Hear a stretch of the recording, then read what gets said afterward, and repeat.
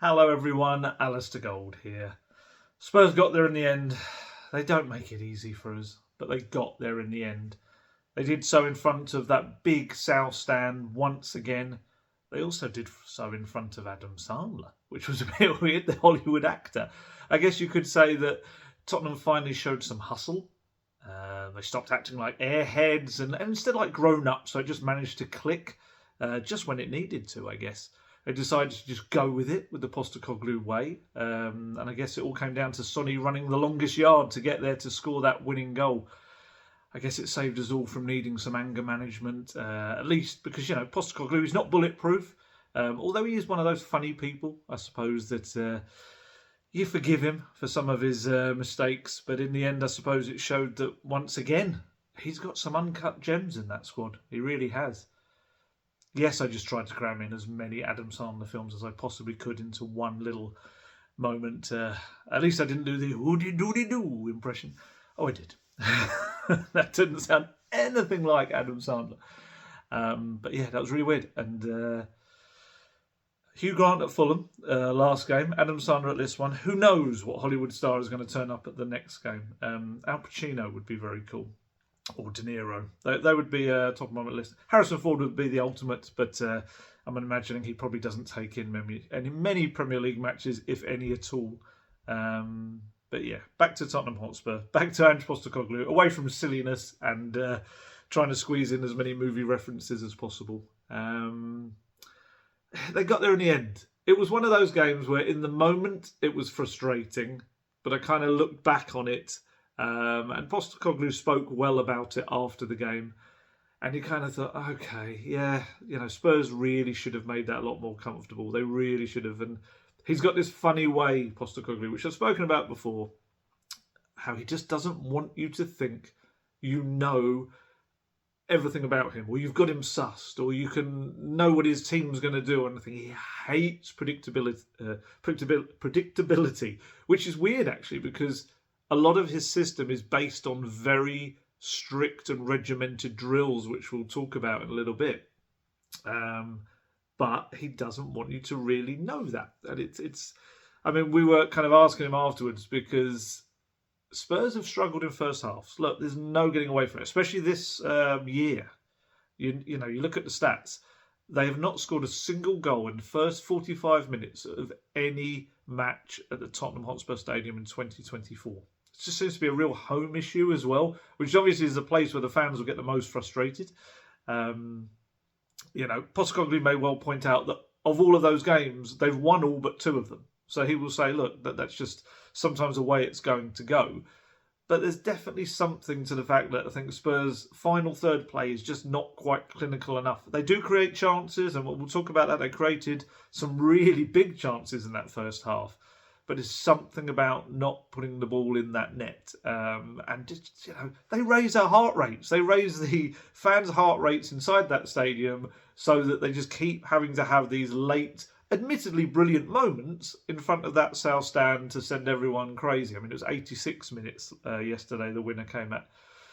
But it doesn't need to be like that. His team's got enough quality and the football they're playing has got enough quality within it to bury games like that so much earlier. And look, Sonny is just remarkable. I'm going to have a little bit where I'm going to talk about Sonny and how I do think, and all of us journalists included, how sometimes we just underestimate how much he brings to Spurs and how much he's always there to save Spurs when they need him, and it's fantastic.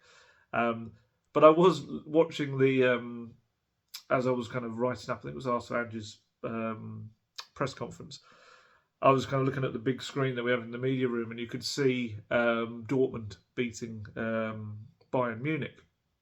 And it just really can't help but think. And I know people hate you thinking back, and I hate me kind of mentioning this man's name, despite the fact he's like the greatest or the highest goal scorer that Spurs have ever had. But I just can't help but wonder whether there's little moments where both Harry Kane and Ange Postecoglou wonder what might have been. Harry Kane, obviously, look, he's gone to one of the biggest clubs in the world. Good luck to him, whatever he kind of does next. But I can't help but wonder myself, and I wonder if he ever does. If I was at the front of that kind of system, Sonny beside me, one of the wingers on the other side, how many goals Spurs would score. How many of these games would be put out of sight within that first half? You do wonder. And whether, ironically, he could have ended up sating that craving for trophies at Spurs this season. You think of where Postecoglou's managed to get Spurs, the cusp of the top four, game in hand, technically they would be in it as they were briefly before Villa played. Shove Harry Kane in there. Actually I was about to say Postecoglou, does he think about it? It kind of has. We've asked him about it before, and he's like, he showed you in the Shakhtar match what he would be like at the top of my system, and I think he scored 4, didn't he, in that game? So yeah, I did wonder that. But that's not to slight Sonny in any way, because Sonny's incredible, and he's doing an amazing job for the team. This is a guy that can play through the centre, through the left, on the right. He has developed so much, and we're going to, like I say, we're going to have a little section. We're going to talk about him because I do think, I think as a 31-year-old, we're seeing a real pedigree version of Sonny, which is so exciting. But yeah, so Spurs often having to find his goals late encounters, often after conceding first as well, which obviously does nothing for the mood. There was boos at half-time yesterday, which I haven't heard for a while. Just a general disgruntlement. Actually, we didn't ask Ange about that. It might be worth asking him tomorrow. We've got another press conference straight away because of the West Ham game. But he was asked after, I think it was George from PA asked him. He said, whether going another first half without a goal was something he wanted to change. So he thought for a moment, he kind of scrunched his nose up. And it's one of those moments where the answer, of course, is yes. Of course it is. Of course you want to change it so you score goals in the first half to put games beyond doubt. Of course you do. But Ange, being Ange, he kind of went, I don't know. No, not really. The disappointing thing about the first half is the goal we conceded. Our football was good. We created good chances, 1v1s. We hit the post. They blocked quite a few shots. And they defended desperately. I think overall there was nothing wrong with our football. The goal we conceded, yeah, that was poor, and that's something we need to address. But with a lot of our football, it becomes a war of attrition. We need to put pressure on the opposition because we know we're going to run our games really strongly. And I thought we made Luton, really work hard in the first half. And I thought you saw in the last 10 to 15 minutes that they paid the price for that. And that does kind of fit in with what a lot of people I've spoken to about Ange Ball, as they call it, over the years at different clubs. And there is this kind of idea that the plan is to kind of pass, probe and push and run the opposition and make them so knackered that a lot of the goals do come in the second half, because you're kind of capitalising on their tiredness, whereas not only are Spurs players incredibly fit, but also they're doing kind of not quite less work because they do run a lot, but certainly there's a lower degree of kind of exerting themselves, I guess. It's kind of saying the same thing, but than the other team is doing. That's probably a one for the statos out there, is to see whether over Postecoglou's career as a manager, the difference in first half goals to second half goals. That'd be quite interesting to see. But again, going back to the kind of the Kane point I was trying to make, maybe when his system has more clinical kind of finishes and better understanding of the attacking play, which will come as well with this lot. We kind of must stress they're only, in their first season understanding the Postecoglou way. But yeah, whether maybe at previous teams with a more clinical, natural centre forward. Again, I don't want to just take anything away from Sonny because Sonny is doing everything asked of him. Whether, I don't know. But then Sonny also, I guess, if you give better service into Sonny, he probably scores more first half goals as well. It kind of swings and roundabouts. But I mean, look, I do agree with him that they did have enough chances in that first half to put it away. Long before that 86th minute winner came about. I mean, Timo Werner had that lovely little run. It turned inside out, his defender, and then somehow managed to kind of scuff it into the ground, and it rolled past the right-hand post. And then, Sonny managed to hit that effort that he rounded the keeper. And it looked like he'd done it perfectly, and it was just going to go inside the right-hand post. Hits the right-hand post, rolls across just in front of the face of goal, then kind of, it almost spanned, hit the other post, came out, and then you had Werner had a shot that was blocked, Sarr had a shot that was blocked in front of the goal. Second half, there were more chances. Porro fired over from good position from Brennan Johnson, who was superb yesterday when he came off the bench. Obviously, Brennan Johnson himself had that shot that It was saved by the keeper, but still rolled backwards. And from my position, I could have sworn it was over the line.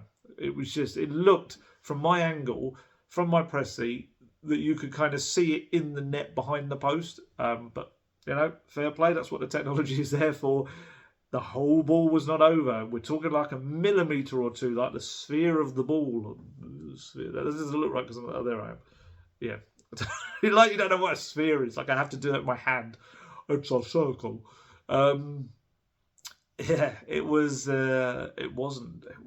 That's got to be one of the closest I've seen. I think there was maybe one other. And I can't remember what game it was. I don't think it was Spurs. Well, maybe it was Spurs actually, where the ball, if you kind of really squinted, it actually looked like it had crossed the line entirely. But yeah, it's just ridiculous. But yeah, the referees watched it go off. I was wondering, like, oh, is it one of those moments where the technology has failed? But it hadn't. And yeah, Johnson fired loads of balls into that 6-yard box that their defenders just somehow scrambled away, apart from the one, obviously, they smashed into their own net. But yeah, in the end, Spurs needed Sonny to save the day and Brennan Johnson to be a real game changer. I think I saw a stat just before I came on here that he is now, he has made the most, he's made the most impacts in terms of goals and assists as a sub than any other player in the Premier League this season. You know, and again, we've got some quotes to come from Ange. It's about now bringing that consistency to his full performances, but I think he's getting there with that as well. Fulham aside, when everyone was utterly rubbish, I think he's getting there. Stats for you on the game: Spurs had 70% of the possession. 17 shots at Luton's goal, only sent 4 on target, which kind of tells a lot of the story. Obviously, it's nowhere near the Brentford scored their 31st shot yesterday against Man U. I was watching that game kind of while I was writing my talking points and had it on in the background. If United had come away with 3 points, that was probably the biggest smash and grab in the history of smash and grabs. It was just incredible. But yeah, Spurs had 17 shots, 4 on target. Luton had 7 shots, 3 on target. For some reason, every time I went to write in my stuff last night, I kept writing Luton as Fulham or Leeds. I just had this weird thing in my head that I could not register that Spurs were playing Luton. So I apologise if I have already or do in this video call them by some other name. I don't know what it is. It was just like a real mental block that I started to have for some reason. So yeah, sorry, they only had 7 efforts, 3 on target. 1 was the goal from Tahith Chong, and they had 2 efforts from distance, Ross Barker and Jordan Clark, that Vicario made quite nice, smart, low saves for. That was really all he had to do. He didn't have too much else on his plate. Because that's the annoying thing. I actually felt the defence played quite well, other than the goal that was conceded. But that's the key to it, is it doesn't matter if it's you've played well, if you're going to say other than the goal you conceded. It kind of ruins all of that. You could see it annoyed Postecoglou, that goal. It was the only kind of black mark on the defence's day. And I mean, I've got the stat here. Spurs have not kept a clean sheet at home in the Premier League since October last year. They've only had 2 clean sheets in the league at home all season. In total, they've managed just 6 in the Premier League, and 4 of those came in the early months of the campaign. I think Ange said to me a few months back when I asked him about stuff that goals, unfortunately, are going to be a natural byproduct of the way his team plays. You know, there are going to be times when they're left open, but I would imagine even he, especially Matt Wells as well, the defensive coach, is not going to have been happy with the amount or lack of clean sheets this season. It hasn't been enough for a defence that's got the quality it's got. Look, I think you could probably argue that there was a period when, you know, he was having to use fullbacks, like 4 fullbacks rather than centre-backs because of the injuries and suspensions and stuff. So I think you could probably take that period out of it. But still, yeah, there's a couple of times when they are... I don't think the midfield especially has got to grips yet with the system. And that's something, again, we're going to talk about in the midfield and potential summer transfer stuff as well as this video goes on. The goal was horrendous. It really was. Dejan Kulusevski got into a terrific position, just had to put one of those classic Postecoglou passes. I'm sure Postecoglou did them, but the ones he wanted where you whip it across the 6-yard box, like Spurs equaliser came from Brennan Johnson, he didn't. He did, unfortunately, and we're going to talk about Decky, his habit of cutting inside. And as soon as he did that, it meant all of the players that run into the box, I think it was Udogie, I think it was Werner at the back post, and Sonny was kind of trying to come short. It took them all out of the game rather than making them create attacking threats for Spurs. And so he ends up knocking that ball behind them all, behind just everyone of any help to Spurs. And I think, was it Townsend picked it up? I can't remember if Townsend picked it up or something. I think it was Townsend maybe picked it up. Sonny tried to get back across, was like pushed and wasn't quite strong enough, I'd probably say, in that challenge. And then, Townsend races up the pitch. He's Bissouma, to be fair, tracked back, which was the right thing to do, but then put this really kind of half-hearted challenge in on him, which he just skipped by. Destiny Udogie was pretty much on the right on the as he was charging into box. I know he's inverted, but that was really, really far over. I don't know whether that was because of a break. He happened to be on the other side of the pitch. But Townsend picks out Barkley. All of the Spurs kind of remaining three defenders, so Dragoshin, Romero and Porro, had been all drawn across and had left this big space at the back. So Barkley picked out Chong. It was a really nice pass, actually.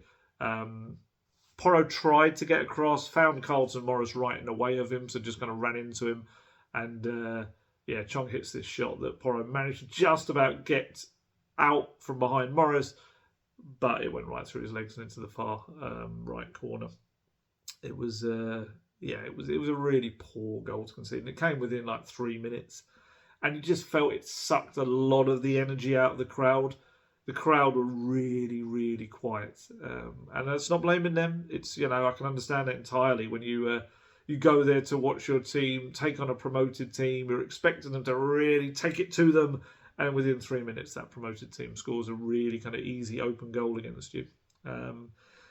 I asked Ange about the performance in particular. He said, I thought the performance was good. I think we made the game pretty difficult for ourselves. We certainly had enough chances and we controlled the game pretty much from start to finish. But when the score is as it is, disappointing. It was a disappointing goal we conceded. That was the highly disappointing point of the day. I just thought it was preventable. But aside from that, I thought the lads handled it really well in the second half. There was a bit of anxiety around the place. Every game now for every club there will be because of that. There's extra significance. But I thought the lads stayed really calm during that process, kept playing our football and probing, and eventually got their rewards. The rewards did come after what was really quite an early tactical change from Postecoglou. Managers are often criticised for not reacting and not making swift changes. And Postecoglou's been getting that in recent weeks, but actually, which I think is quite unfair. I do think he's a guy that reads situations quite well. There'll be the odd one when, with hindsight, you could have put someone on before a certain moment. Like against Fulham, the kind of goals came in quite quick fire early in that second half. But I actually think Postecoglou has probably influenced matches far more than anyone gives him credit for. I mean, look, I've been saying this at the start. A lot of the games Spurs have won them in the second halves, and that's often come after changes from Postecoglou. You've got every right to kind of argue, why are they not as clinical in the first half under Postecoglou? Is the starting lineup Postecoglou picks the right one? That's a whole other subject. But I don't think it's fair when he gets criticised for not impacting games with his changes and his tactical switches and tweaks. I mean, that was a big tactical tweak. He wanted Spurs yesterday to go back to having two wingers being very wide and high up the pitch. And he absolutely changed the game.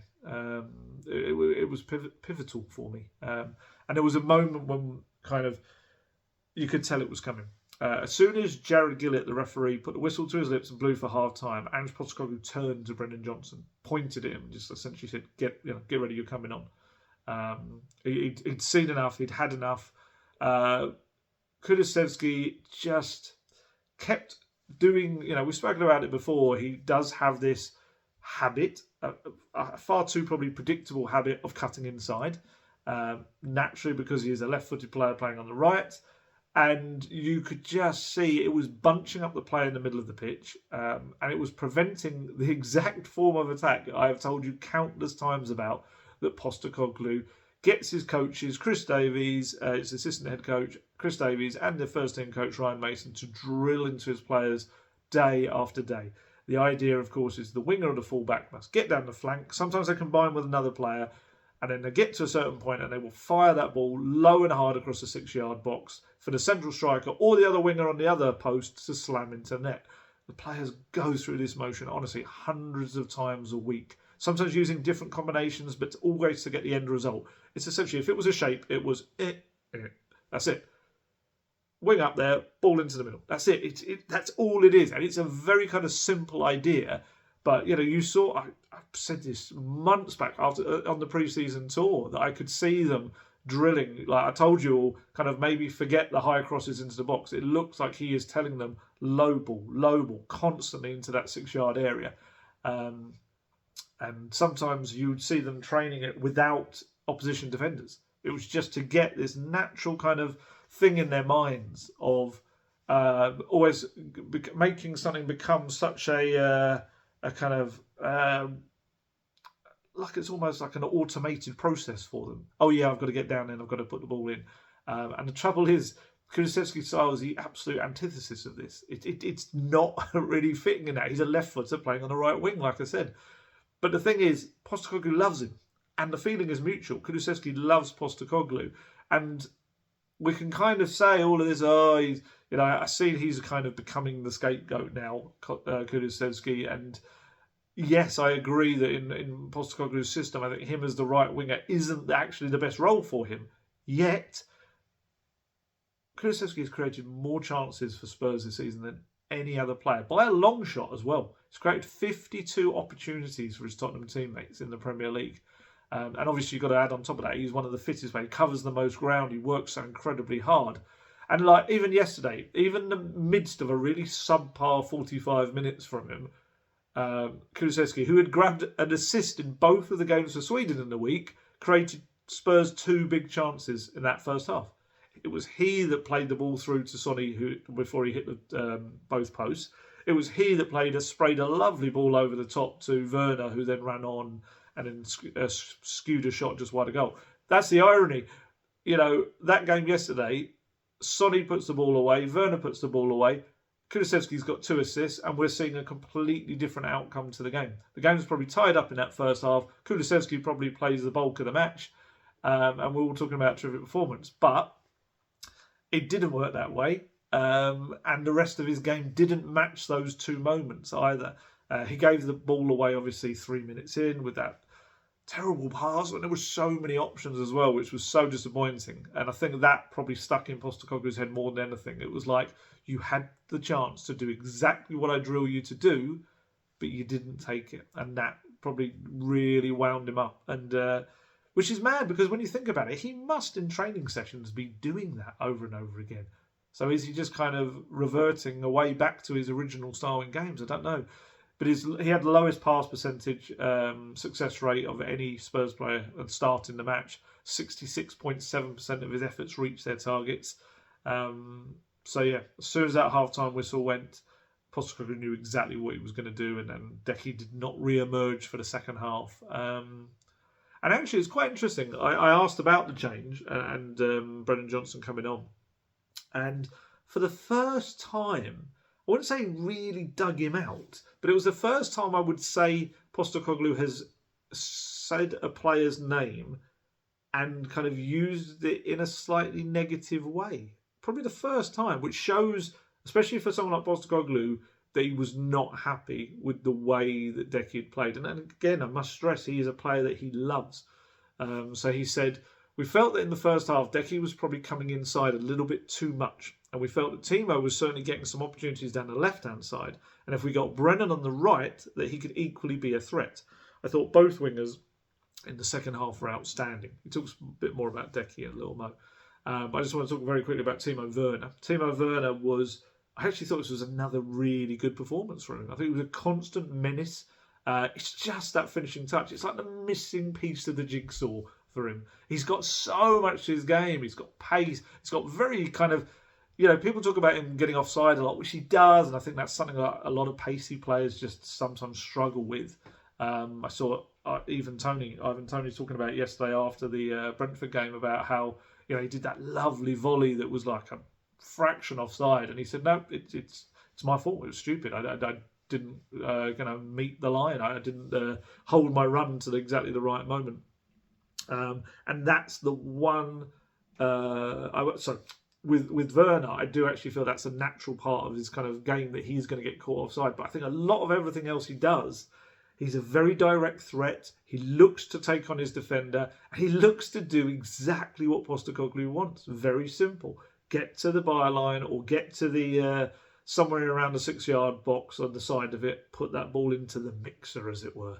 And it is just that finishing touch. I mean, that moment when he skewed the shot wide, everything about it, if you watch that, that's actually like nearly good. That's the kind of thing you would expect a world-class player to do, what he did before that. You know, the way he takes the ball, he just goes inside, outside, inside, outside. The defender has no idea. He's left spinning. And he gets himself to this lovely position where if, maybe another player, or even him when he was like in his Leipzig prime, he just tucks that inside the post. But he just scuffs his shot right into the goal. And I watched a real close-up of the actual shot, and he really does scuff over the top of the ball, and it knocks into the ground and wide.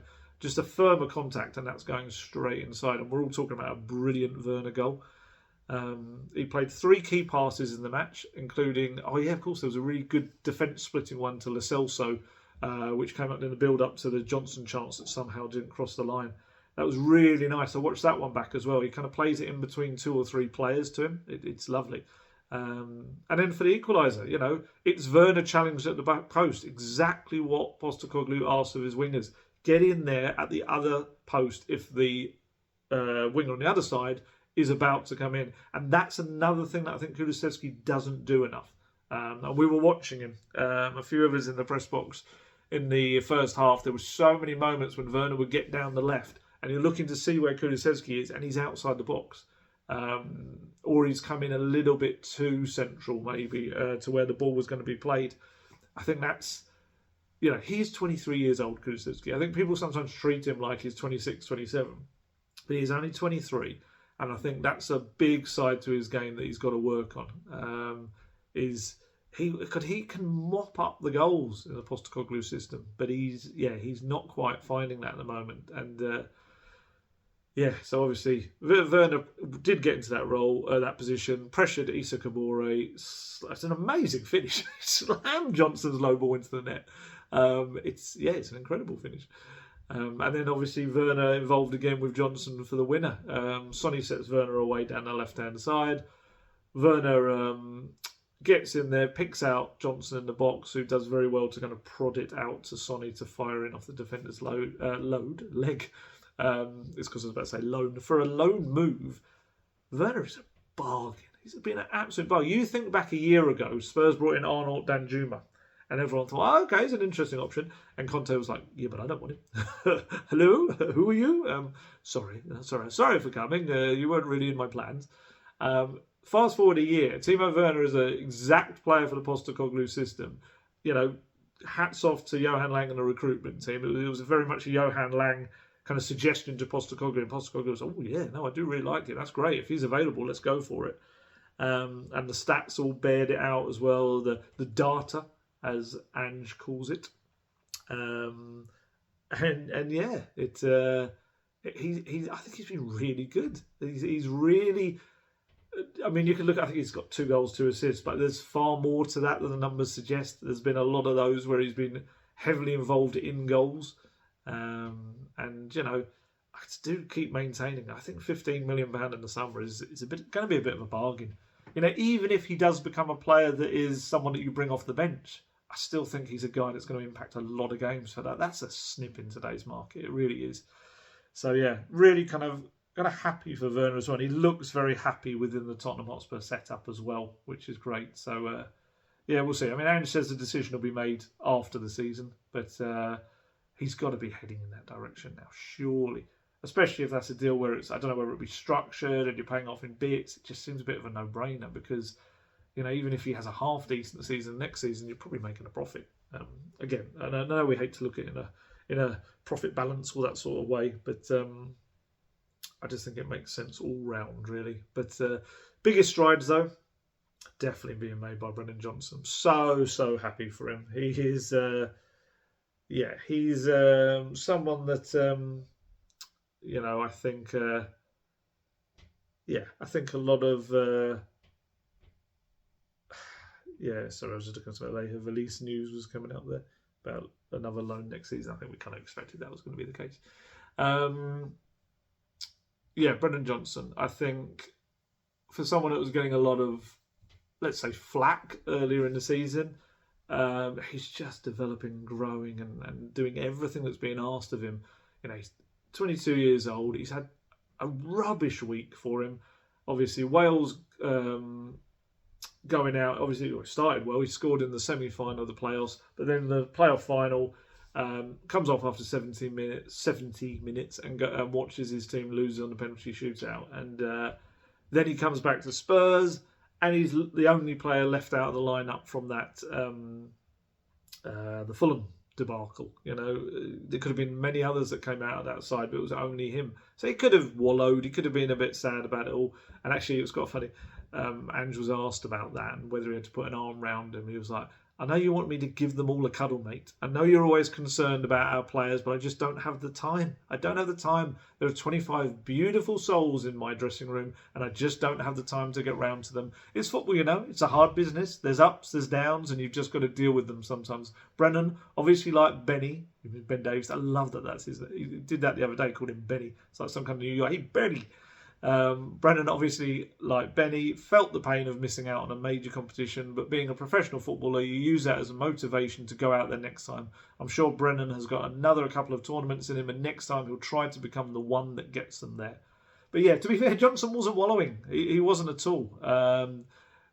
He kind of is a guy that is very motivated and looking to always prove himself, which is such a key thing for young players.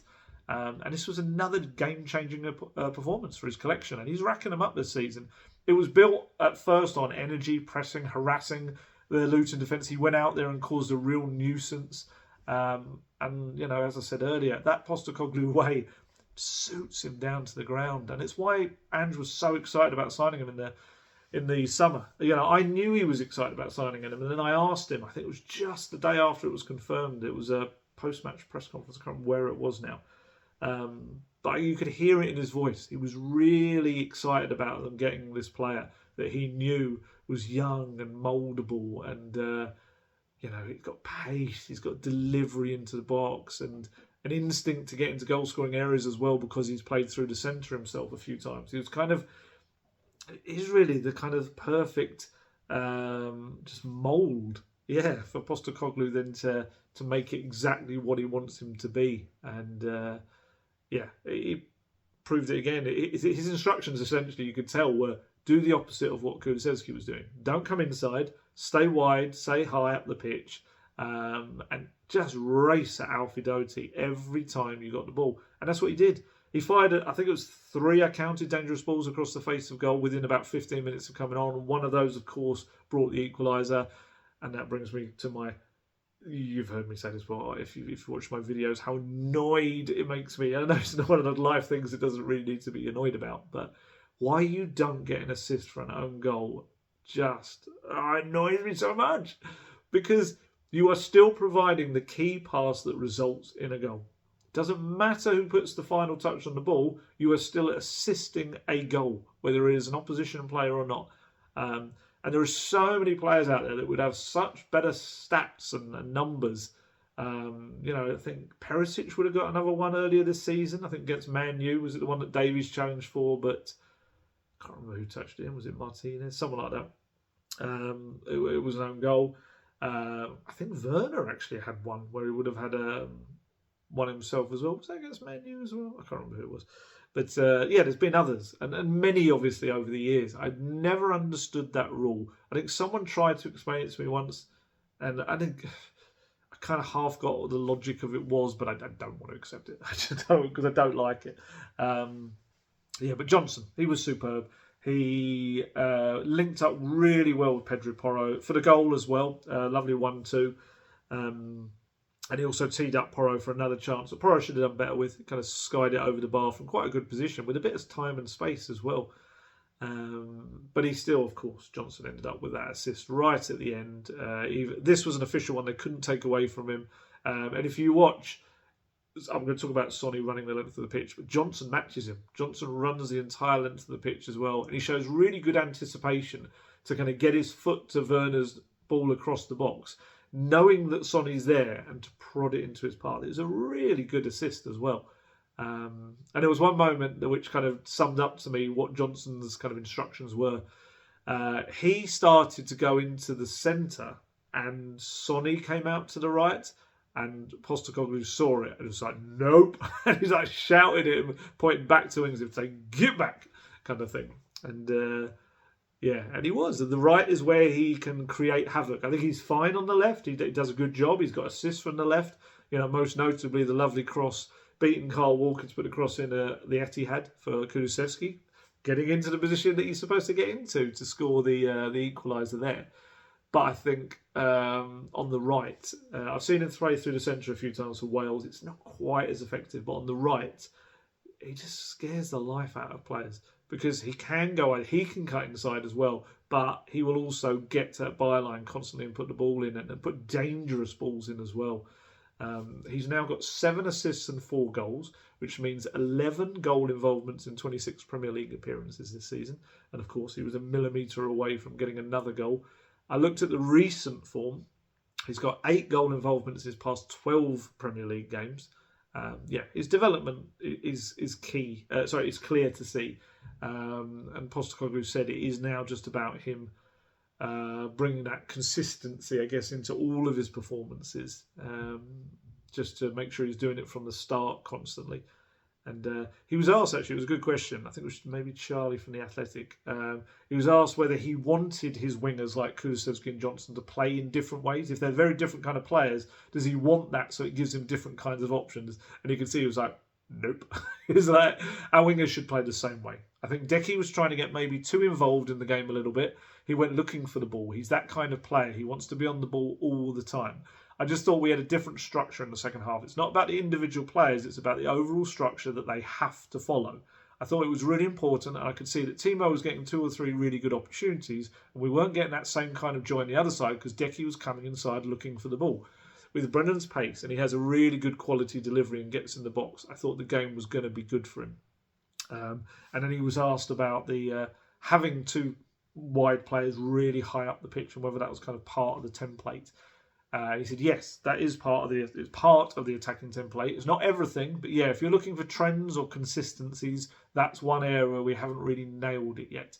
But I can see green shoots of growth where we've also scored quite a few goals like that now. We've got a lot of crosses in from that area today, scored 1, forced a couple of good saves. I don't know how one of them didn't go in, so I think there's something there. He actually said green sprouts of growth. I think we all changed it to shoots because I think that's what he meant. I mean, technically it's sprouting, but I just think we all imagine big green Brussels sprouts on the pitch. But yeah, it was for Postecoglou, for Kulusevski now.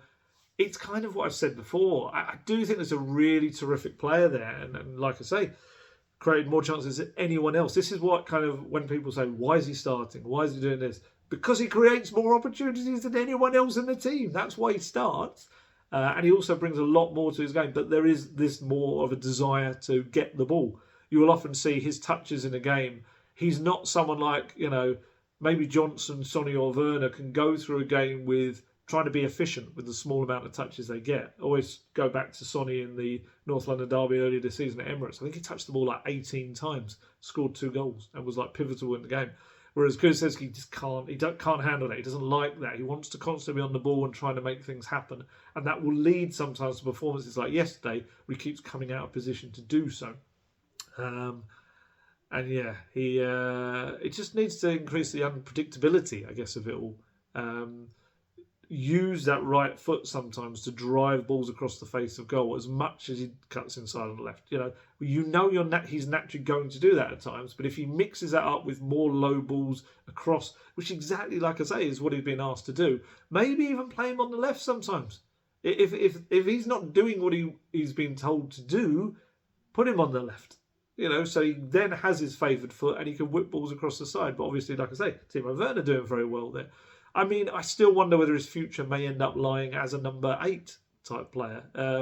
he has impressed at times. Not always, but on the whole, when he's come in for Maddison. And there's been times in second halves when I talk about the tactical shifts that Postecoglou's made, sometimes that has been putting Kulusevski into a deeper role. And I think that's kind of played its part in opening things up for Spurs. So, yeah, we'll see. I mean, he once told me a couple of, not last time, but one before, that his favourite position is as number 10, centrally. So maybe that is where his career ends up going. We'll see. We'll see. But yeah, I think there is going to be more focus on that now. I'm intrigued to see how Kulusevski kind of reacts to that and reacts to it being very publicly pointed out that he's not really doing exactly what Postecoglou wants him to. But yeah, quickly back to Johnson. Postecoglou did his club interview after the game. He called him excellent. He said, "I think Brennan was excellent. We felt a hard time bringing him on with him and Timo really wide. We could stretch him. I thought both wingers were outstanding in the second half. It was great for Brennan. He's made quite a few impacts now off the bench, and it's another chance for him to maintain that consistency. We know what a good player he can be and to try and make an impact whenever he plays. It's still an area we're working hard on, an area we can improve, but today was better. We've got a lot of balls into that area we want to get into. We were unlucky with a couple. I don't know how one stayed out. There was a couple of good saves and blocks, but we got the balls into the right area.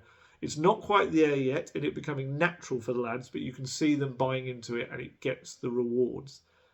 So yeah, it's worth noting as well that Johnson now has the same number of assists as Phil Foden. He's got 7 in the Premier League, as well as, did I say 7 or 8? 7, wasn't it? Which is the same number as Maddison and Porro as well. It's more than Brennan Johnson has more assists than Bruno Fernandes, Martin Odegaard, Kevin De Bruyne. Only Sonny has more for Spurs. He's got 8. But yeah, he's putting himself in decent company, Brennan Johnson. And you just kind of feel this is only the beginning. 22 years old. This is why I've always been really excited about Brennan Johnson and why Postecoglou is the same. So yeah, good stuff. Good stuff. Let's hope that continues and he continues to improve even more and more. No sub has been directly involved in more goals than Brennan Johnson. 2 goals and 4 assists this season. There you go. So it just literally popped up on my timeline to the right of me. But we're going to talk about Sonny. We have to talk about Sonny. What a captain. He really is. If you think about it, he was a man that was starting his 3rd match in just over a week. He'd just flown back across the world to come back to Tottenham Hotspur. Yet here he is in the 86th minute, picking up the ball in his own penalty area. I think it was Romero headed it away. It was a Luton corner, I think.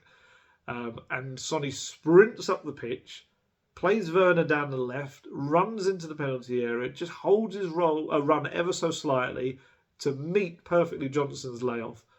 So you just think kind of everything that he's done. We talk about tiredness. We talk about players being overplayed or whatever, international breaks coming at bad times. But he's just, in the 86th minute, run the length of the pitch to do what he always does at 31 years old, and that is to be where he is needed the most. He does. He gives everything. He's a player who leaves everything on that pitch. And it's, we spoke about Kane earlier, and this is what Sonny would do in the Harry Kane era as well. Every time Kane was out, Sonny would step into the breach and do the business. And I think he's really relished this season being able to do that on a permanent basis, being the man who's centre and, in the middle of the stage, the captain as well. I think it's just brought the best out of him. He could have scored more on Saturday. Obviously, he had the shot that hit both posts. Had another effort from a really good Porro ball, one of those, like I say, across the 6-yard box that he hit. It kind of went straight at the keeper.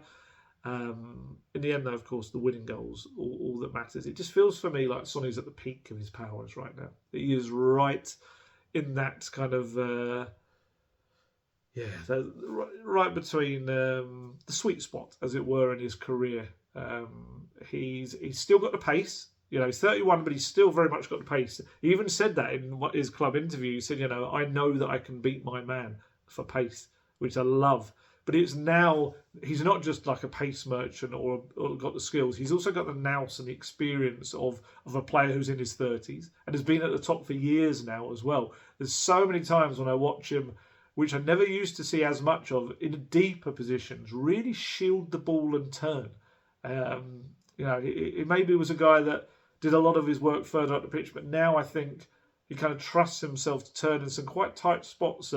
Last season that was causing a few issues. He was giving the ball away at times because he wasn't in his best form. He was carrying an injury as well at times. Whereas this season, a bit freer, a bit more confident, you can see a lot of it works. And so many of them are setting Spurs away on breaks. And what was also quite cool was that he, with Luton man marking, he knew that would actually, he could use that against them. So what he kept doing was he would come deep. He would suddenly turn up on the right. He would suddenly turn up on the left, knowing that the Luton centre-back had to follow him. It absolutely messed up. And you would see quite a few times him telling other players to run in behind him. Pat Matasar did a couple of lovely runs in the first half, one in the second half as well. I think Porro found him with this lovely kind of cut across pass. And yeah, he kept kind of creating this big channel of space which other players could run into. And it's like, that's the kind of experience that comes with, being the kind of player he is. And that goal made it 15 goals and 8 assists in the Premier League this season. So for those who like the goal involvement, some don't, I just think it's an easy way to group it up and show how effective it is as a total. 23 goal involvements in 26 games. It's only 3 behind Erling Haaland now in the Golden Boot race. Obviously, this was recorded ahead of today's game against Arsenal. The winning strike, that kind of shot that I can't remember whose leg it hit on the way in, but it was powerfully struck. Took him to 160 goals for Tottenham Hotspur, which is remarkable for a player that's been on the out on the left quite a lot as well. That's pushed him clear of Cliff Jones, who you'll now know if you didn't before that he's the grandfather of Matt Wells, the first team coach. And now Sonny is clear in 5th place in the club's all-time top scorer rankings. He's 14 behind Martin Chivers in 4th. Bobby Smith, Jimmy Greaves and Harry Kane are all in the 200, so he's got a little way to go there. But as I just said, it's worth pointing out that Sonny, like Cliff Jones, is someone that spent most of their career wide out on the wing. So to get that number of goals is just incredible. It really is. Of course, Andrews was asked about him afterwards. He said, I think the thing about Sonny is that irrespective of the opposition or whatever game it is, he has this really high level of expectation on himself to be the best he can be all the time.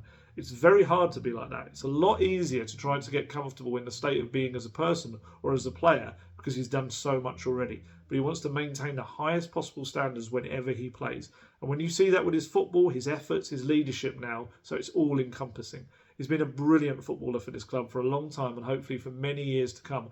And again, I thought he was really unlucky with a couple of chances and some good saves. But when we needed him, he was there and he got the job done. And he was asked whether about Sonny, does he ever feel tired? Especially after all his international exploits across the world.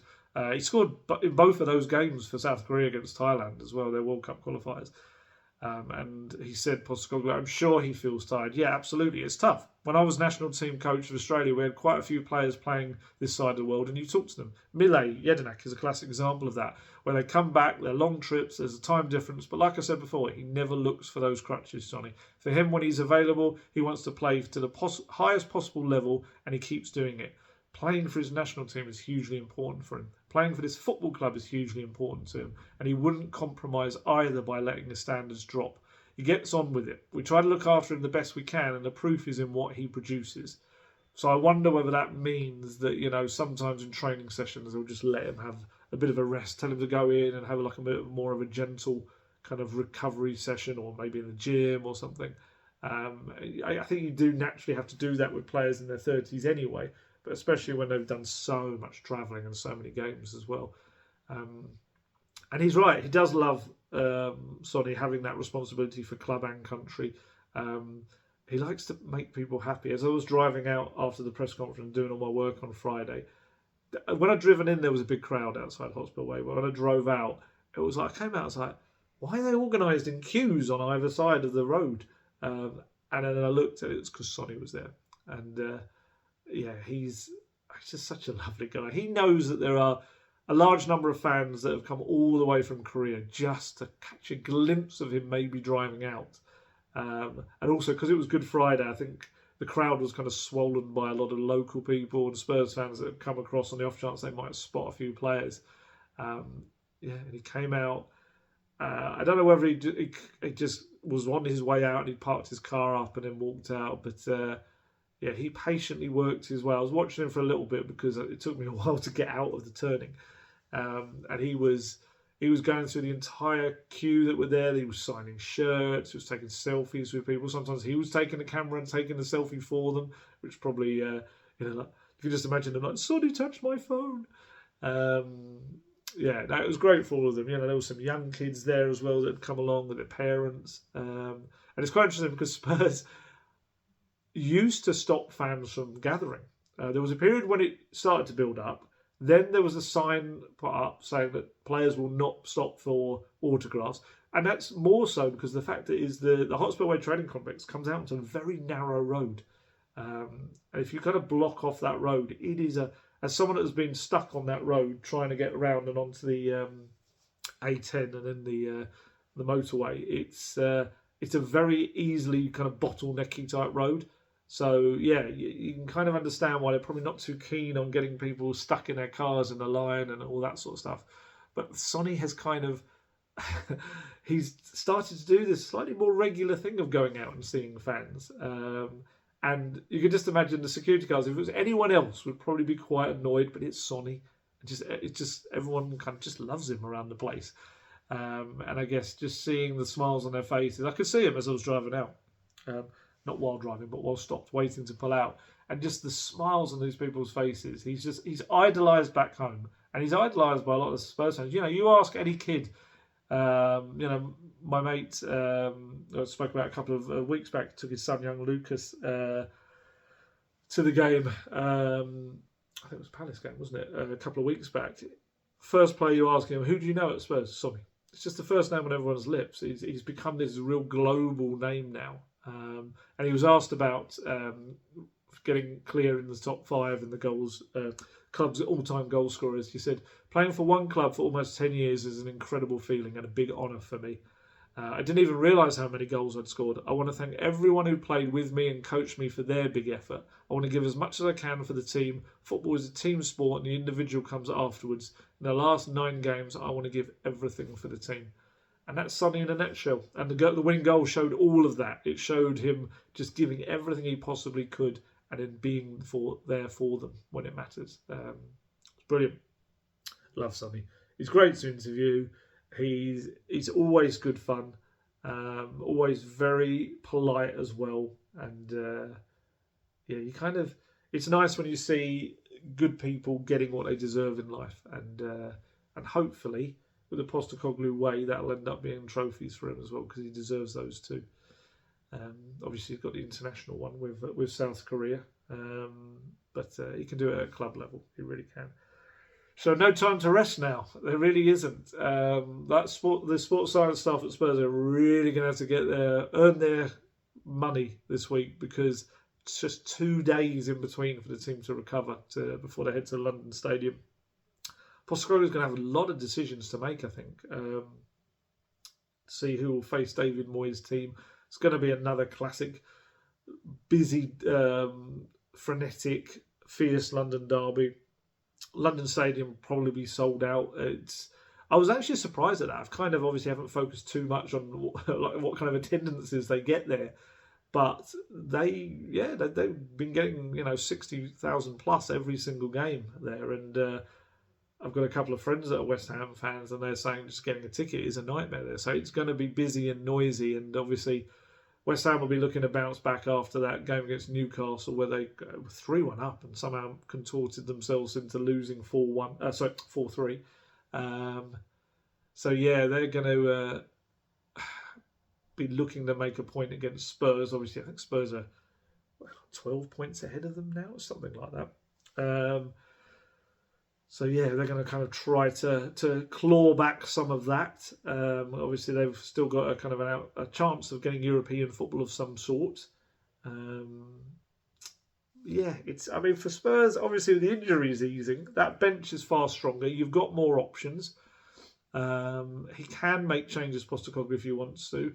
I got my predicted team right, which I was happy. I got all 11 spot on it because I just kind of felt like with Mickey van der Ven, with the home game against Luton, the way Luton played, it was a good opportunity, I thought, to give Dragusin another start and just allow Van de Ven that little bit more time to be absolutely 100% rather than in like the 90s or wherever it would be.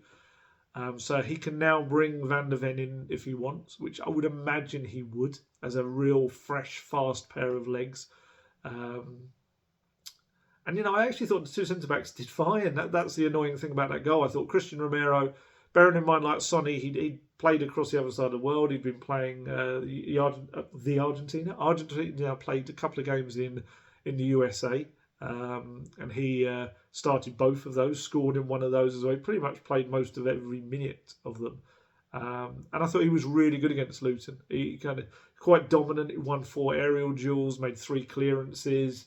Like I say, I'm pretty sure, if I remember correctly, it was his header that started the move for the winning goal too. And he tried to make things happen in their half. You might remember me speaking as over the last video, the one before, about how Romero, in that little zone just over the halfway line to the right of the centre circle, is the most creative player in terms of XG or actual goal threats or actual creative threats, something like that. And he showed it again. There were a few times when he really forced a pass through to players in attacking positions. And I thought he was very good. I thought Dragusin played well. It was very solid, especially after the Fulham game when, look, the team didn't play well, but I don't think he had the best of days either. But he was really confident. He made 5 clearances, 1 tackle, 2 aerial duels. Very comfortable on the ball. He embarked on a couple of really long dribbling runs up the pitch, which was lovely. It was very kind of the stuff you'd associate, like Rio Ferdinand back in the day with. It was one of them culminated in that Johnson effort that didn't quite cross the line. But you would imagine Van de Ven comes back in probably for him. You want Romero in a derby as long as Romero doesn't kind of do one of his odd switch off moments, which to be fair to him, Chelsea aside, he's been very good this season in that respect. But swapping one 22-year-old for another, I think is probably the way you will go, and Van de Ven will come back in. But as the game goes on, West Ham obviously very good with their set pieces. Dragusin is there as a terrific aerial presence. And maybe you bring him into the scenario as the game goes on to stop them getting anything back from set pieces.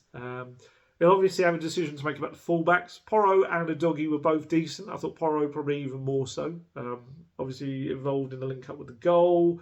Made a terrific block at one point as well in the Spurs box. Udogie had a couple of raids up and down the left, but probably I'd say for me Porro edged it. But the other aspect of that is it's a very draining role. So with 2 days rest, can he afford to change that? It's really difficult because we've said this a million times. Emerson Royale and Ben Davies coming in, fresh legs, but not the same kind of players and not the natural fit for the system. I guess with Porro, only being, 23, 24, the Doggy being 21, maybe they're young enough to have the energy that at least you can start them and maybe make a change or two at the hour mark if they're starting to flag. Because don't forget, West Ham will be tired too. They've played Saturday in the early kickoff and then they're playing on a Tuesday night. So they're going to have a lot of tired players. And whether they've got the squad that is as strong as Spurs to handle that, I don't know. But I think he has to make a couple of changes. I mean, there's quite a few players made their case to try and start on Tuesday. Obviously, Brennan Johnson. I think Brennan Johnson has to come in, otherwise it'd be a bit odd. I think he did that last time he came off the bench and got a couple of assists and he started the next game and scored. Thought Rodrigo Bentancur was quite bright as well when he came on. Potentially he's another player you bring in. I thought Giovanni Lo Celso looked really sharp. I think it was one of the really helpful thing about the international break, I think we said this in the last video, was that for him, started twice for Argentina, scored once, played a fair chunk of minutes in both. I think he did about 70 or so minutes in both of them. This was his 100th appearance for Spurs in 5 years, which is not enough. But obviously there's been a few loan spells in there and some injuries as well. But he did set up that chance for Johnson that didn't quite cross the line. And then actually late on he made a really crucial interception in his own box. It was a bit of a nervy moment. And he just came out of nowhere, collected the ball and got away with it. It was very good. Lo Celso making his case to maybe start ahead of Maddison. Maddison came off reasonably early-ish. Was it around the 70 mark? 65? Somewhere around that. Which again showed that Spurs can go and get a winner without Maddison on the pitch. That was another kind of showing that they're not tied into his creativity exclusively. Richarlison had some good touches, little moments of battling. I didn't feel, excuse me, that he was moving as freely as you would want him to, and that could be this knee issue that he's had, which I think obviously stems back to the injury that he had that kept him out for a few weeks. And said the other day that Spurs and Brazil managed him in the last few weeks because of this knee injury carefully. Although he said he trained very well on Friday. But I just didn't think he quite looked like he was moving around as well as he normally did. Højbjerg came on and shored things up in the kind of latter moments after, because Basuma had come off and you could see there was a little moment where Andrew was like, okay, we've scored. I'm not entirely sure I'm happy now with having a midfield of... Who would that have been at that point? That would have been Bentancur, Lo Celso, and it would have been Maddison at that point. Or maybe Sarr. Maybe it was Sarr at that point. I'm trying to remember. It was just such a crazy end of the game. I can't remember who was in there. But Højbjerg came on and did well. Look, he wants to play a lot more. There's some quotes of him on international duty to Danish media outlet Tipsbladet. He said, of course, I'm not satisfied with what's going on at the club. It's not a secret, but it's not something I would make a fuss about either. I can put my head on the pillow knowing that I'm giving it my all to show the coach he has to believe in me. This is not the case at the moment, and it is the coach who must explain why. And I think he's like demanding, like, Postecoglou, come out and tell me why. He's essentially answering a question, why do you think you're not playing? He's saying, well, it's not down to me, it's down to the coach. And look, I think right now Basuma is not making a glowing case for starting ahead of Højbjerg. I don't think he is. Postecoglou admitted on Friday that his performances have been inconsistent, although he did say that that's probably in line with most of the team as well. And of course his real drop in form for the club and country, especially Africa Cup of Nations, although we're still unsure whether the bout of malaria beforehand contributed to it or not, or whether it was the system. He was of course left out of the Mali squad for this international break. Against Luton, it was a funny performance. I felt first half, he was alongside, Pat Matsar was very energetic. James Maddison, who similarly was busy without being a major threat for him. I think he did a lot of simple stuff well, Maddison, but wasn't quite carving Luton apart like we know he can. But in terms of Basuma, it just didn't really kind of feel like he made much of an impact in that first half. It was very weak in his attempts to stop Townsend. But I did feel second half he got better, a lot better actually. And I think a lot of the Spurs kind of better attacking movement came from the foundation he gave them. He even went on a couple of the dribbles that he was doing earlier in the season when he would drag some players out of position. And actually, I think when Sonny scored, if I'm not mistaken, wait a minute, it doesn't make any sense. Because Basuma would have been there. I can't remember. But anyway, I think I've got my timeline mixed up at the end and who came off and when. There was such a flurry of subs towards the end in that last 10 minutes or so from both sides. But look, the thing with Basuma is that even an out-of-form Basuma still is the best fit for a Postecoglou number 6, even if Postecoglou will tell you number 6s and 8s don't exist in this dojo. I think it's because Basuma's got the ability to protect the ball. He's I don't know how to put it. He protects it, he moves it quickly. And actually, the Townsend moment aside, he's actually one of Spurs' best tacklers. He made 3 on Saturday, which takes him to 65 tackles in the Premier League in total this season. Only Pedro Porro has more, 74. Destiny Udogie also has 65, but you've got to take into account both of them have respectively played 26 and 25 games in the Premier League this season, whereas Basuma, due to the disciplinary issues, has only played 21. So, yeah, I'd wonder average-wise whether he's more than them. And, look at the alternatives. Højbjerg is a very solid, quite disciplined player, but the rest of his game doesn't probably fit the Postecoglou way as well. And obviously with a year left in his contract, he is expected to head off this summer, despite, making quite a strong, decent contribution across the season as a whole still. But yeah, I'd imagine I'd be stunned if he is still a Spurs player next season. Bentancur still finding his sharpness after obviously so little football in the past year. I kind of get the impression that Ange sees him more as a number 8 than a number 6. Just the way he kind of plays him. I just don't. I wonder if he doesn't feel he's quite as, I guess disciplined is the way to put it. Maybe when he has to sit there in the role, and obviously Oliver Skipp can't even get into matchday squads at the moment, which is obviously an issue for him. It's kind of an issue for Spurs as well, because I've said this before, the homegrown club trained players they've got so few of because of departures last summer. And I just feel like Skippy needs to move this summer, like especially alone, to get a season under his belt where he's playing again regularly for someone in the Premier League probably. But I don't know if they can afford to let him go because of those numbers, especially if they're in European football, which is a right pain. But Ange, I don't know. I just don't know whether he sees him as a number 6, which is weird because that is his role. And I think he is quite good at playing those quick passes to start moves, but he tries to play him in a number 8 role and it just doesn't suit him at all. Kind of taking all that into account, from what I understand, Spurs are looking to improve their options in that number 6 role and see and look for potential upgrades there, a potential starter there as well, which of course is what all transfers should be for.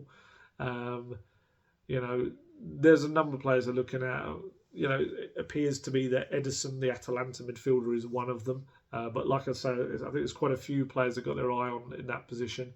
And that could present a real issue for Bissouma. If he can't find his consistency and get back to where he was, he's not going to be the first choice number 6 if, Postecoglou can get an even better fit this summer.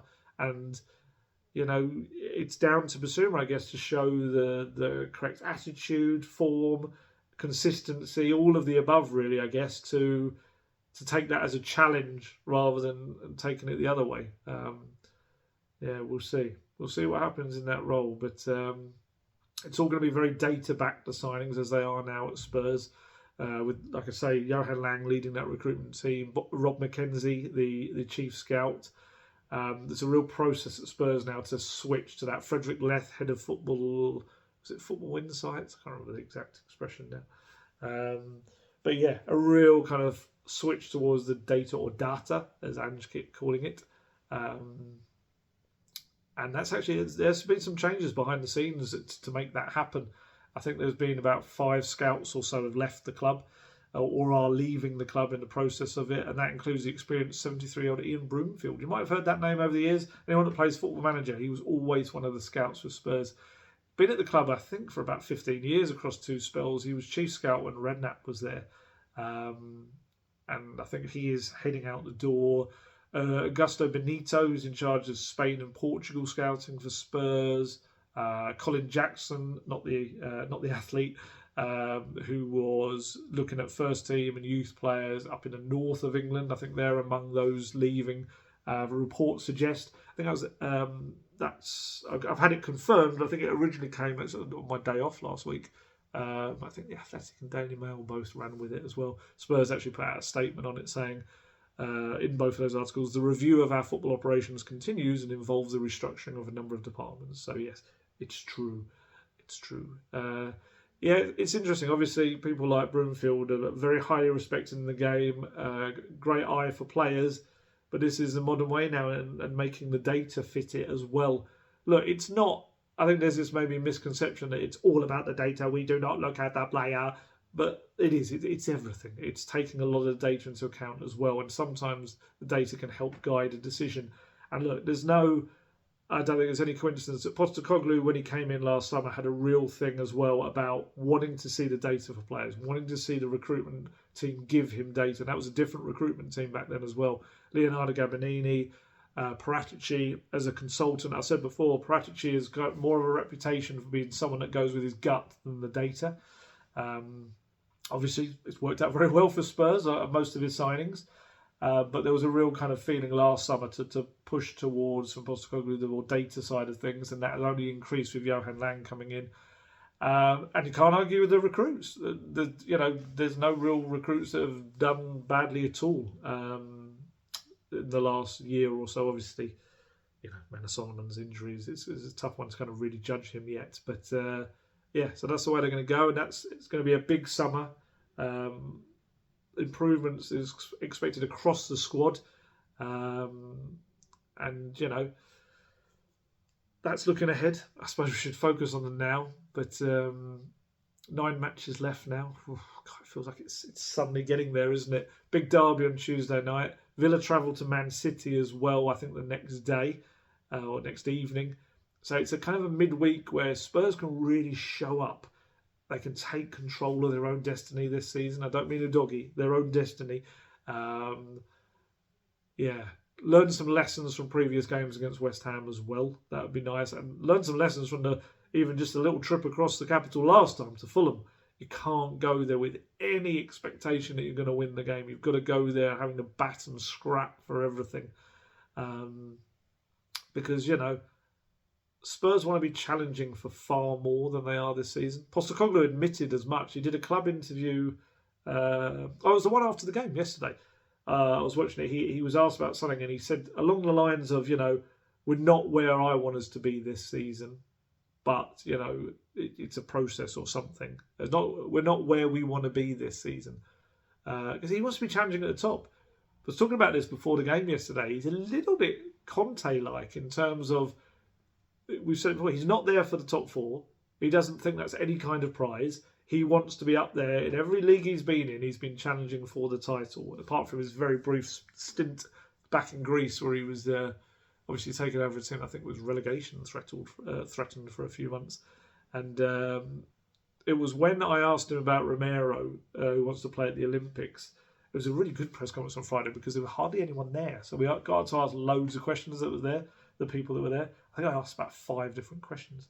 And one of them was about Romero going to the Olympics, and said about, it was the first time he's actually, normally with international stuff, he's very much like, I was international manager. I know they'll love playing for their country. Good on them.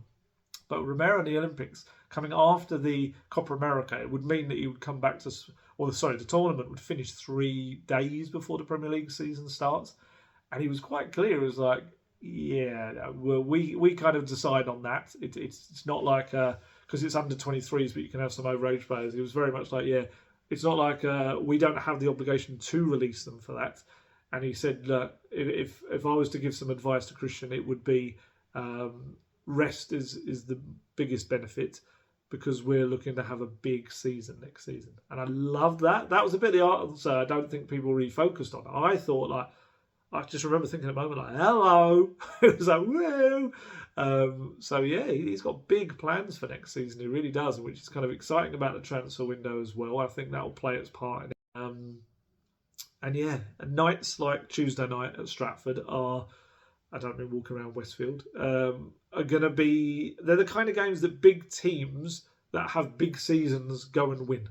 So this is kind of the first start. These are the building blocks he needs to be put in place, and it can kind of show him that what they're building for can happen sooner rather than later. So, it's quite interesting, those kind of, there's parallels with Conte, but just in different ways. Someone said to me yesterday, he's kind of a project win now manager, which makes no real sense, but he is. And that's exactly it's true. There's so much win now element of him, but also as a project manager who is all about the performance and way of playing as well. It's very strange and building. But somehow it all comes together, it kind of works. So, I am very excited about what next season can bring. But still 9 games of this season to bring an exciting conclusion. One other thing very quickly to mention, 65th minute of the game, for the Save Our Seniors kind of protest of sorts that was going to go on of people turning their back. There were a fair few did it. I wouldn't say it was masses, but there were big sections I could see on both sides, all 4 sides actually. South Stand doing it as well.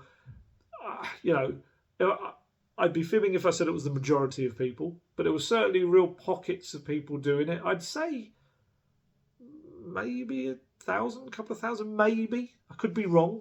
People on other sides might have had a better view. I could obviously, I'm in the West Stand, so I can only see kind of what's it. I couldn't see whether people were doing it. I mean, technically just above us, we can't see him, but just above us is Daniel Levy. So I'd imagine he wasn't turning his back to the game. I think it was a little bit awkward. It didn't quite start at the start of the 65th minute because there was a little bit, I think there was a Luton corner that happened and it was all a bit like kind of anxious. But I think there was a good 30 seconds as that minute went on that I think other people realised what was happening. If you're not aware, it's to do with the club taking away for new applicants the senior concession season tickets from the season after next and chopping the discount for those who currently have them in stages. And it was supposed to symbolise the club turning its back on its older fans who, by logic would be the more loyal fans that have followed them for a longer time during thick and thin. So yeah, it was present. It kind of happened. I don't think, from what I can tell, that those watching it in TV abroad or in the highlights kind of knew it was happening. So it didn't really quite have the desired effect. But it was I guess was taking a stand, and that's kind of important as well. I think it was we've covered almost everything there, really. Financial results haven't been published yet, but they will have had to have been submitted by the end of today. It was by the end of March the 31st. So what I think has happened there is that they've been put in before the deadline, but because of the bank holiday weekend, they probably aren't going to appear on Companies House or on the club website, I'd imagine, until Tuesday. I could be wrong. They could pop up a little bit quicker, but I would imagine because of they've probably gone in before. But yeah, and that could be deliberate to wait to see whether, it could be absolutely shameful of me to suggest and cynical, but maybe they've been put in at a stage where it was known that hopefully Spurs beat Luton and there's a slightly better vibe when they come out on Tuesday and when they can see kind of how much money the club is making in certain aspects and, how could you then put up our season tickets, take away senior concessions, blah, blah, blah. Maybe. It could have backfired, Spurs could have lost against Luton and there could have been even worse feelings around. So, but yeah, we'll see. We'll see whether we get that on Tuesday, and I'll, I guess, try and incorporate that into the video about the West Ham game as well. We'll have a chat about all of the above. Very quickly, thank you very much for those who have come across and subscribed to the movie channel, Gold Goes to the Movies, where I do reviews and just chat about films and stuff. It's very much appreciated. You've been very, very kind. I've got over 1,000 subscribers. I think it's approaching like 1,400 subscribers. I did not expect that. I just thought it would be a few people listening to me having a little chat about movies. I did not expect so many people to come across and get on board. It's lovely. It's good. It's put a real pressure on me to kind of make sure it is a regular thing. There'll be another video coming this week. Actually watched Barbie on Friday night for the first time. I didn't catch that at the cinema, so that'll be one of the ones this week, and some views on that, and then some others that I'm going to try and get seen. But yeah. So another win for Spurs. It's a shame that Villa kind of, I guess, quite easily brushed aside Wolves. But like I say, massive week this midweek kind of set of fixtures with Spurs going to the London Stadium and Villa going to, I think they go to the Etihad, don't they? Let me just double check again so I don't get that wrong. I've got the fixtures here. They, on Wednesday night, they go to the Etihad. So, if Spurs can get a positive result from West Ham, then you would hope that Man City would do a favour. It's not guaranteed. I think Villa beat Man City earlier in the season. I think they did. Certainly have beaten a lot of the big boys. So, but yeah, look, it's not going to be decided in 1 week. There's going to be more twists and turns. Spurs got big games to play. Villa got big games to play. But yeah, it's about, as I said earlier, acting like a big team. If you want to have a big season next season, you've got to start getting in that mindset, the pressure moments.